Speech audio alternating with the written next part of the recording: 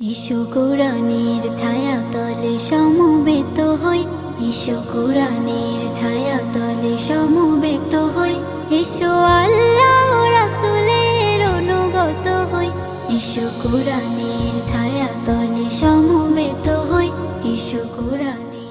এবারের প্রতিযোগী নারায়ণগঞ্জ থেকে আরাফাত রহমান, পিতা আতিকুর রহমান, মাদ্রাসায়ে আবু হুরায়রা রাদিয়াল্লাহু তাআলা আনহু মাদ্রাসা।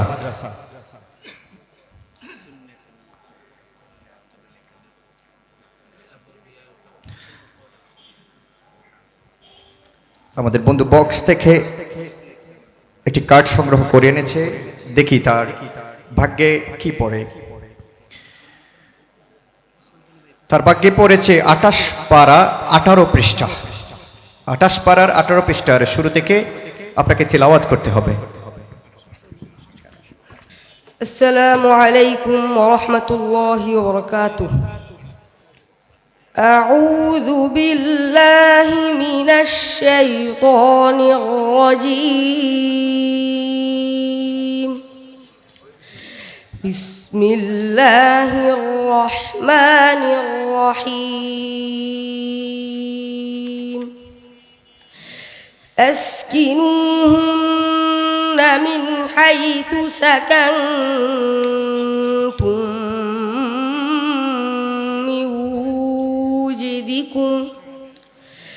من وجدكم ولا تضاروهن لتضيقوا عليهن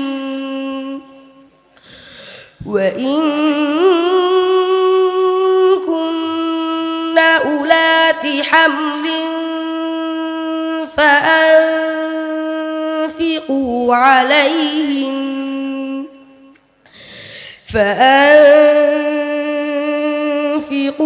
عليهن حتى يضعن حملهن فإن أرضعن لكم فآتوهن أجورهن وأتمروا بينكم بمعروف وإن تعاسرتم فسترضع له أخرى لينفق ذو سعة من سعته ومن قدر عليه رزقه فلينفق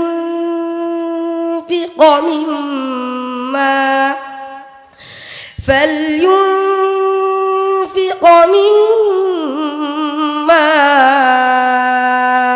آتاه الله لا يكلف الله نفسا إلا ما آتاها سيجعل الله بعد عسر يسرا وكأين من قرية عتت عن أمر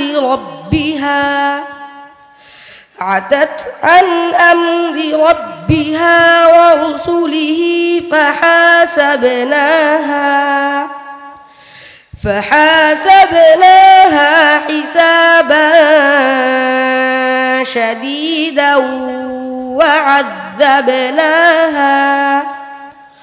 وعذبناها عذابا نكرا فذاقت وبال أمرها وكان عاقبة أمرها خسرا أعد الله لهم عذابا شديدا فاتقوا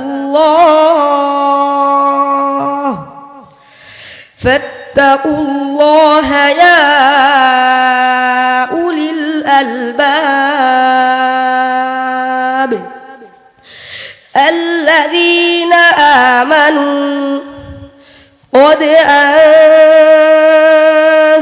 الله إليكم ذكرا رسولا يتلو عليكم آيات الله مبينات ليخرج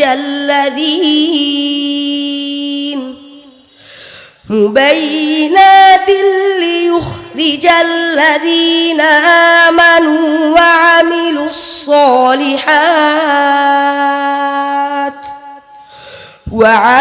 الصالحات من الظلمات إلى النور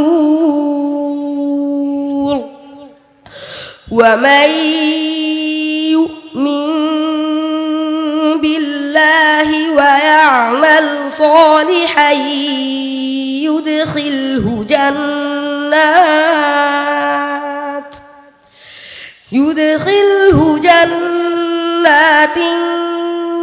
تجري من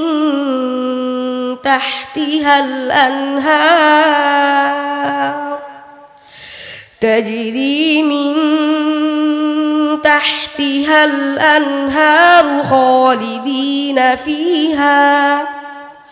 خالدين فيها أبدا قد أحسن الله له رزقا الله الذي خلق 7 سماوات ومن الأرض مثلهم يتنزل الأمر بينهن لتعلموا أن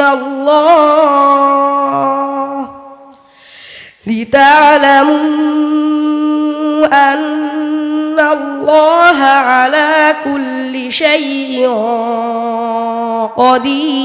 قدير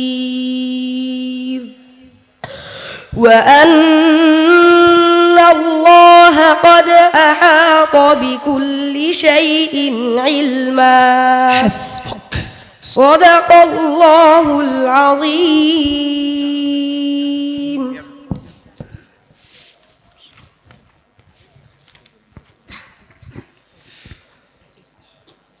আমাদের নারায়ণগঞ্জের বন্ধু এতক্ষণ আপনাদের সম্মুখে 10 পারা গ্রুপ থেকে তিলাওয়াত করেছে মোহাম্মদ আরাফাত রহমান। আমি আমাদের বিচারক মণ্ডলীর প্যানেল থেকে শাইখ মোহাম্মদ ইমামউদ্দিন আল মাদানী হাফিজুল্লাহকে অনুরোধ করছি আমাদের ছোট্ট বন্ধুর তেলাওয়াত কেমন লেগেছে একটু জাজমেন্ট করার জন্য। আলহামদুলিল্লাহ, ছোট্ট বন্ধু আরাফাত রহমান অত্যন্ত সুন্দর এবং হৃদয় আগ্রহী তেলাওয়াত করেছে। কিছু হরফ যেগুলো আসলে কিভাবে উচ্চারণ করতে হবে সেটা শেখা দরকার, সেটার মধ্যে একটা হরফের কথা বলি, অনেকগুলো মুলাহাজা আছে, অনেক সময় লাগবে এবং তুমি ঘাবড়িয়ে যাবে এমন কিছু বলবো না। সিনটা আর একটু সুন্দর করে শিখতে হবে। একদম সহজ যে হরফগুলো আছে তার মধ্যে সিন এবং ইখফার গুন্নার মধ্যে কোনটা তারকে কোনটা তাখফিম, মোটা কোনটা পাতলা কোনটা সেটা আরও ভালো করে জানতে হবে। আমাদের এমন যেন ভুল না হয় আমরা অনারব হওয়ার কারণে ইলমে তাজভিদের ভাষায় যেখানে গুন্নাকে মোটা করতে বলেছে সেখানে আমরা পাতলা করলাম অথবা পাতলার জায়গায় মোটা করলাম। এই জায়গা থেকে বিশেষ করে কফের গুন্নাটা আসলে আমরা যে পরিমাণে মোটা করছি আসলে এই পরিমাণে মোটা না। আল্লাহ রাব্বুল আলামিন তোমাকে উত্তর উন্নতি দান করুক। আসসালামু আলাইকুম ওয়া রাহমাতুল্লাহি ওয়া বারাকাতুহু। শুভকামনা রইল আমাদের বন্ধু আরাফাতের জন্য।